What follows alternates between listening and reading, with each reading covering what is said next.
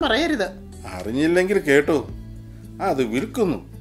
നാട്ടിലെ ഡ്രൈവറും ബ്രോക്കറും അറിഞ്ഞു. ഒരു പാത്രത്തിൽ കിടന്ന പെങ്ങൾ അറിഞ്ഞില്ല. നിന്റെ പുന്നാരെ ആങ്ങളെ ഇതൊന്നും പറഞ്ഞില്ലേ? ഇല്ല. വരുമ്പോൾ സാവകാശം ചോദിക്ക്. തിരുനാൾ കഴിക്കാൻ വന്നിട്ട് സ്ഥലവും വിറ്റ് പോകുക. മിടുക്കൻ. അല്ല, തെറ്റു പറയാൻ പറ്റില്ല. പ്രത്യേകിച്ച് ആദായം ഒന്നുമില്ല. അമ്മയെ കൊണ്ട് ഇനി ഒരു കൊച്ചിനെയും നോക്കാനും പറ്റില്ല. അങ്ങനെയുള്ള അമ്മയെ പെങ്ങൾക്ക് നൽകി. ഇനി മണ്ട പോയ ചില തെങ്ങും. അതും അമ്മയും തമ്മിൽ വലിയ വ്യത്യാസമില്ല. ചോദിച്ചാ പെങ്ങൾക്ക് അതും തരും വിറകിന്. അങ്ങനെ വിൽപ്പിക്കില്ല ഞാൻ. എന്തായാലും അമ്മ ഇവിടെയാണല്ലോ, എനിക്കും തുല്യ അവകാശമാണ്. കണ്ടില്ലേ, വസ്തു വിൽക്കാൻ പോകുന്നു എന്ന് പറഞ്ഞപ്പോൾ ഉള്ള അവകാശബോധം. സത്യത്തിൽ ആങ്ങളയ്ക്കും പെങ്ങൾക്കും സ്നേഹമുണ്ടോ? ഉണ്ട്. പണത്തിനോടുള്ള സ്നേഹം. പിന്നെ ഹൃദയത്തിന്റെ നിറവിൽ നിന്നാണടി അധരം സംസാരിക്കുന്നത്. ഇച്ചാൻ ആവശ്യമുള്ളപ്പോൾ ബൈബിൾ പറയും. ദിവസവും പള്ളിയിൽ പോകുന്നതല്ലാതെ ഒരു അത്യാവശ്യത്തിന് പോലും നിനക്കറിയാമോ? ഈ കാപ്പി കുടിക്ക്. കുറച്ചു നേരം മിണ്ടാതിരിക്കുമല്ലോ. അല്ല ഇച്ചായ, എന്തു വില കിട്ടും? 2 ലക്ഷം സെന്റിന് എത്ര കിട്ടും പറ ഇച്ചായ. ഞാൻ മൂക്കിന് പിടിക്കും കേട്ടോ. നീയല്ലേ പറഞ്ഞത് മിണ്ടരുതെന്ന്. നീ പറയുമ്പോൾ വാടയ്ക്കാനും തുറക്കാനും ഞാൻ എന്താടി പാർട്ടിക്കാരനാണ്? ഞാനൊരു പട്ടാളക്കാരനാണ്. പിന്നെ ഒരു റിട്ടയർഡ് പട്ടാളം. എടാ ടോമി, നീ നമ്മുടെ സ്ഥലം വിൽക്കാമെന്ന് പറഞ്ഞോ? അത് പിന്നെ എടി, നീ ആദ്യം അവന് കാപ്പി കൊടുക്ക്, എന്നിട്ടാവാം ക്രോസ് വിസ്താരം.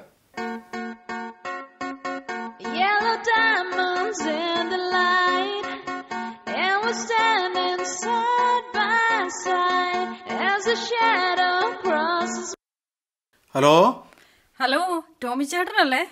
അതെ, ടോമിയാണ്. ആരാ? ഹലോ ടോമി ചേട്ടാ, ഇത് ഞാനാ, ബിൻസിയാ. ഹലോ, അതെന്താടാ?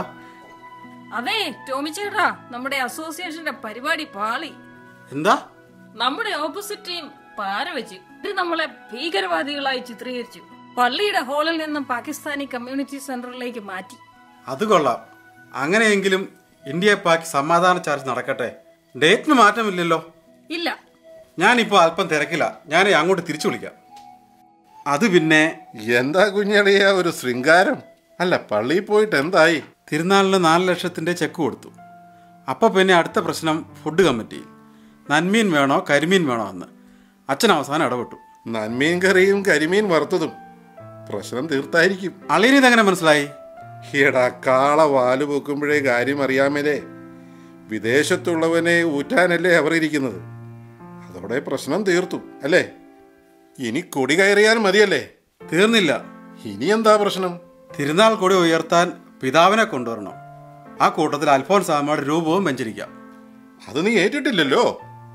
അതാകുമ്പോൾ തിരുനാളിൽ ഒരു കൊഴുപ്പുണ്ടല്ലോ. നീ കൊഴിപ്പിക്കണമായിരിക്കും. ഏതായാലും ബാൻഡ്, ചെണ്ട എന്നിവ തിരുനാളിന് വേണം. തലേ ദിവസം അവരെ വരുത്തുക. പിന്നെ പിതാവിൻ്റെ ഡ്രൈവർ, സെക്രട്ടറി അച്ഛൻ, സമൂഹ സദ്യ. ഇതാ ഒരു കാര്യം മറന്നു, 2000 പടക്കം പിതാവ് വരുമ്പോൾ. ഇതെല്ലാം ഒരു പടക്കല്ലേ? ക്രെയിനോ JCB വല്ലതും വേണോ? അതെന്തിനാളിയാ? 25 അടി ഉയരമുള്ള രൂപം വെഞ്ചരിക്കാൻ 5 അടിയുള്ള പിതാവ് എങ്ങനെയാടാ ഹന്നാൻ വെള്ളം തെളിക്കുകയും ധൂമക്കറ്റി വീശുകയും ഒക്കെ ചെയ്യുന്നത്? ടോമി, അളിയനെ കണ്ടു പഠിക്കണ്ട. വിമർശനമേയുള്ളൂ. പിതാവിനെ ഇവിടെ ഒന്ന് കൊണ്ടുവരണം. അമ്മച്ചിയുടെ തലയിലൊന്ന് പിടിപ്പിക്കണം. അത് വികാരിയച്ഛൻ പറഞ്ഞായിരുന്നു. ഫോട്ടോയും എടുത്ത് പത്രത്തിലും ഇടാം. പിന്നെ ഇംഗ്ലണ്ടിൽ കൊണ്ടുപോയി ഓൺലൈൻ പത്രക്കാർക്കും കൊടുക്കാം. ഒരു കാര്യം മറന്നു. അയ്യോ, പിതാവ് വരുന്നതല്ലേ, 2 കോഴിയെയും വാങ്ങിയേക്കാം. ശരിയാ, പിതാവിനെ ഇച്ചായന് ഇഷ്ടമാണ്. കോഴിയും? അത് പറഞ്ഞപ്പോഴാണ് ഓർത്തത്, നമ്മുടെ കൃഷ്ണനെ വഴി വെച്ച് കണ്ടു. ഏത്? നമ്മുടെ മണ്ണുമാന്തി കൃഷ്ണനോ? വലുതും വാങ്ങിയോ? ഒരു നാടൻ കോഴിയെ സെറ്റപ്പ് ചെയ്യാമെന്ന് പറഞ്ഞു.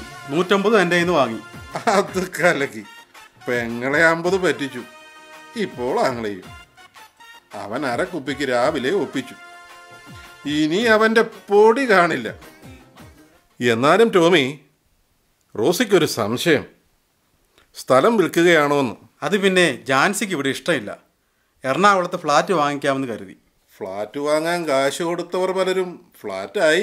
പണി തീർന്നത് ഉണ്ടെന്നാണ് ജാൻസിയുടെ ആങ്ങള പറഞ്ഞത്. അതിന് അമ്മ? അറിയാം, എല്ലാം എനിക്കറിയാം. ഏതായാലും അമ്മ ഇവിടെയാണ്. അതിനുള്ളത് ഞാൻ തന്നോളാം. ചേച്ചിക്കും തുല്യ അവകാശമാണെന്നറിയാം. ആരുടെ ഒന്നും ഞാൻ എങ്ങും കൊണ്ടുപോകുന്നില്ല. അവകാശത്തെക്കുറിച്ച് പറയുവാനും പങ്കുവയ്ക്കുവാനും അളിയൻ പഠിച്ചിരിക്കുന്നു, അല്ലെങ്കിൽ പഠിപ്പിച്ചിരിക്കുന്നു. നിന്റെ പെങ്ങളെ ഞാൻ കെട്ടുമ്പോൾ നീ കൊച്ചായിരുന്നു. കൂവപ്പറമ്പിൽ മത്തായിക്കൊന്നുമില്ലായിരുന്നു. കൂവയല്ലാതെ ഇഞ്ചി നടുവാൻ പോലും കാശില്ലാതെ വിഷമിച്ച കാലം. അവിടുത്തെ വീതം കണ്ടിട്ടല്ല ഞാൻ നിന്റെ പെങ്ങളുടെ കഴുത്തിൽ താലി വെച്ചത്. നിന്റെ അപ്പം മരിക്കുമ്പോൾ എന്നോട് പറഞ്ഞിരുന്നു നിന്നെ നോക്കണമെന്ന്. ഇപ്പോൾ നീ വളർന്നിരിക്കുന്നു, നിന്റെ കാര്യങ്ങൾ നോക്കാറായി. അമ്മയുടെ വീതം തന്നേക്കാമെന്നോ? അപ്പൻ്റെയും അമ്മയുടെയും വസ്തു വിറ്റിട്ട് അമ്മയ്ക്ക് വീതം വെച്ച് നീട്ടിയിട്ട് പെങ്ങളെ ഏൽപ്പിച്ച് ഫ്ലാറ്റിൽ പോയി താമസിച്ചാൽ നിനക്ക് സ്വസ്ഥത കിട്ടുമെങ്കിൽ ആയിക്കോ. നിന്റെ പെങ്ങളുടെ വീതമുണ്ടല്ലോ, അതുകൂടി എടുത്തോ. കൂടുതൽ സ്വസ്ഥത കിട്ടട്ടെ. അതെ, നിന്റെ പെങ്ങളെ കിട്ടുമ്പോൾ അവരുടെ അവകാശം ഞാൻ വാങ്ങിയതാണ്. ഓരോ മക്കളുടെയും ജീവനാണടാ അവരുടെ അപ്പൻ്റെയും അമ്മയുടെയും വീതം. ആ ജീവിതത്തിന് ആയുസ് നീട്ടിക്കിട്ടാൻ മുകളിലുള്ളവനോട് പ്രാർത്ഥിക്കുക. അല്ലാതെ മണ്ണും പണവും ഒന്നും അല്ലടാ വലുത്. മണ്ണും പണവുമില്ലാത്ത മക്കളും മാതാപിതാക്കന്മാരെ നോക്കുന്നുണ്ട്. അളിയ, ഫ്ലാറ്റിലേക്ക് അമ്മയെ മാറ്റാമല്ലോ. അവിടെയാണെങ്കിൽ സെക്യൂരിറ്റിയും ഉണ്ട്. അതെ അതെ, സെക്യൂരിറ്റി ഉണ്ട്. 4 കാറ്റടിച്ച് വീർപ്പിച്ച ടയർ ട്യൂബ് കരുതുന്നതും നല്ലതാണ്. കരുണാകരൻ സാറ് പണ്ട് പഠിച്ചതുപോലെ നീന്തൽ പഠിക്കുന്നതും നല്ലതാണ്. അതെന്തിനാണ് അളിയ? അല്ല, മുല്ലപ്പെരിയാർ ഡാം ബലക്ഷയത്തിലാണല്ലോ. എപ്പോഴാ പൊട്ടുന്നതെന്ന് ആർക്കറിയാം? സാറ് പറഞ്ഞതിൽ കാര്യമുണ്ട്. എൻ്റെ അച്ഛൻ മരിക്കുമ്പോൾ ഞങ്ങളെല്ലാം പുറമ്പോക്കിലായിരുന്നു താമസം. അതുകൊണ്ട് മക്കൾ വസ്തുവിന് തല്ലുണ്ടാക്കിയില്ല. പിന്നെ ടോമി, ദേ ഞാൻ പറഞ്ഞ കോഴി, എല്ലാവർക്കും ഒരു ധാരണയുണ്ട്. കൃഷ്ണൻ വാക്ക് പറഞ്ഞാൽ വാക്ക് പാലിക്കില്ലെന്ന്. ഒറ്റ കുറ്റം മാത്രം, പൂവനെ നോക്കി പക്ഷെ കിട്ടിയില്ല. പിടക്കോഴിയാണെന്ന് മാത്രം. പൂവനെ കണ്ടുവച്ചിട്ടുണ്ട്. അയ്യോ, ഇതിനെ നീ കൊന്നോ? ഏതായാലും കൊല്ലണം. ഇതാകുമ്പോൾ അനങ്ങാതെ തഞ്ചി കിടക്കും. ചേച്ചി, സ്വല്പം വെള്ളം അടുപ്പേ വെച്ചേക്ക്, ഞാൻ ഇവനെ ശരിയാക്കി തരാം. പിന്നെ സാറേ, അത് കഴിയുമ്പോൾ ഒരു ചെറുത് തന്നേക്കണേ. ചേച്ചിയോട് വാങ്ങിയ 50 രൂപയും ഇതിൽ കൂട്ടിക്കോ.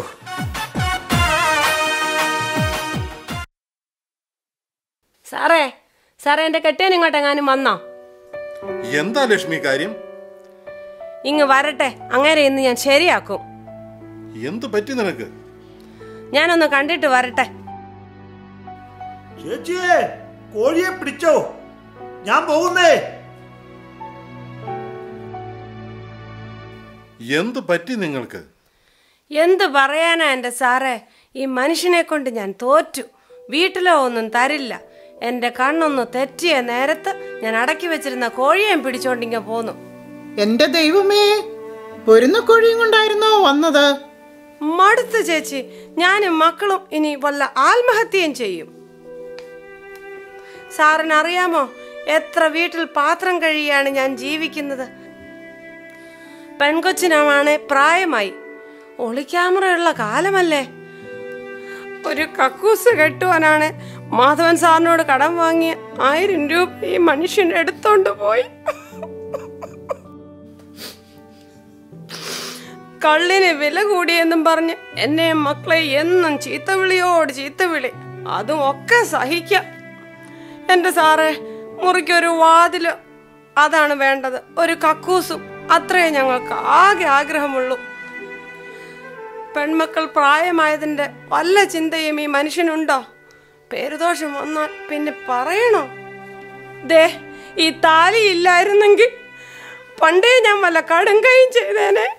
എന്തു ചെയ്യാം, സഹിക്കുക. എത്ര കാലമാ ചേച്ചി, ഇന്നല്ലെങ്കിൽ നാളെ നന്നാകുമെന്ന് കരുതിയിരിക്കാൻ തുടങ്ങിയിട്ട് കാലം കുറേ ആയി. ആ സാരമില്ല ലക്ഷ്മി, ഇത് 10,000 ഉണ്ട്. കടയിൽ നിന്നും സിമെന്റും കട്ടയും നീ വാങ്ങിച്ചു. സാറേ, ഇത് ഞാൻ എങ്ങനെ മറക്കും? ഇതൊക്കെ എങ്ങനെ വീട്ടും ഞാൻ? ഒന്നും ഓർക്കാനല്ല, വീട്ടാനുമല്ല. ഞാനും ഒരമ്മയുടെ മകനാണ്, ഒരു മകളുടെ അച്ഛനും. താമസിക്കണ്ട, കാര്യം നടക്കട്ടെ. അപ്പോൾ കാശ് വെച്ചിട്ടാണ് രൂപത്തിന്റെ കാര്യം പറഞ്ഞപ്പോൾ തരാതിരുന്നത് അല്ലേ?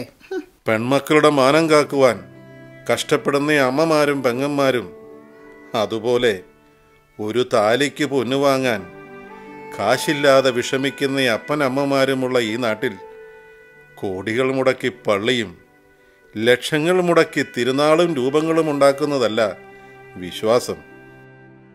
ലക്ഷ്മി അവിടെ നിന്നേ, ഇത് പിടിച്ചേ. തിരുനാളിൻ്റെ കൊഴുപ്പ് അല്പം കുറഞ്ഞാലും നിങ്ങളുടെ വീടിൻ്റെ കതകും ഒരു കക്കൂസും പണിയാ. ഇപ്പോഴാണ് എൻ്റെ കുഞ്ഞളിയനൊരു മനുഷ്യനായത്. എനിക്ക് അഭിമാനം തോന്നുന്നു.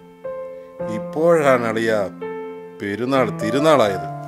എന്റെ ദൈവമേ, നീ പോയില്ലേ? ഇത്രയും കാലം ദൈവമേ വരണമേ വരണമേ എന്ന് പറഞ്ഞ് നീ ഇപ്പോൾ പോയില്ലെന്നോ?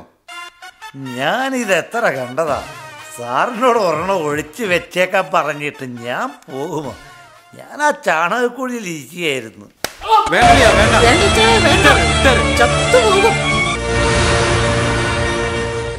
പ്രായമായ പെൺമക്കൾക്കും ഭാര്യയ്ക്കും നീ ഒരു ശാപമാണ്.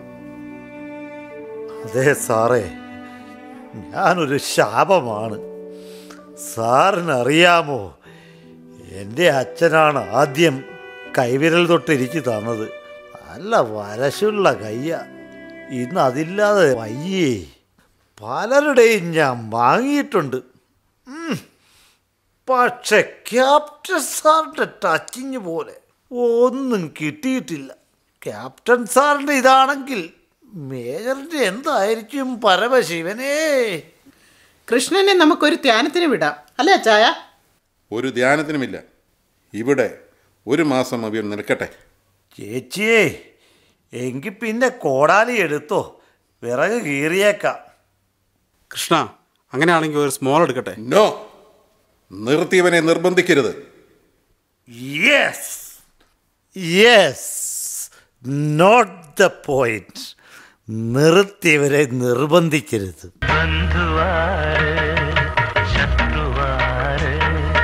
ബന്ധനത്തിൻ നോവറിയും കിളിമകളെ പറയൂ.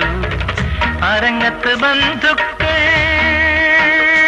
അവർ അണിയറയിൽ ശത്രുക്കൾ.